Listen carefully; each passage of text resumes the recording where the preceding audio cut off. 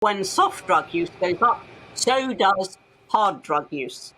That's the first thing. The second thing is we all know that a certain percentage of people who begin off on cannabis end up on the very serious hard drugs.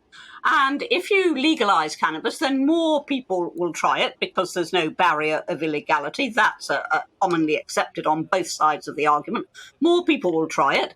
So the same percentage, but therefore involving more people, will go through the gateway to hard drugs. So this is an appalling proposition. And Priti Patel's right. It does tear families apart. It does ruin lives. And this country's had its head in the sand over this. We've never had a proper war on drugs. Now, if you look at what Giuliani did in New York when he had total zero tolerance of drugs, and cleaned up the city massively, that is what Sadiq Khan should be doing.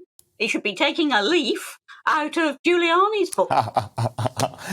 Yeah, rather than smoking one. I mean, look, Anne, I couldn't agree more. I very much believe marijuana is a gateway drug. I've seen it in my own life. I have seen lives ruined by marijuana. So this idea that it's completely harmless because Sadiq Khan smokes it at his posh little parties with the liberal elite in London is just ludicrous. But Anne, can you understand why, as a Londoner, I'm having to pay for this trip, given that Khan has absolutely no influence over the drug legalisation policy and Labour, his party, is against the thing anyway? Well, you shouldn't have to pay for it. And all I can say is that anybody who would vote capacity in the future is just acting in a zombie-like fashion, because if you actually look at what he's doing, it's no good for Londoners at all, and quite pointless anyway, as Priti Patel said. So, no, I don't see why you should have to pay for it. Maybe you should propose a surcharge.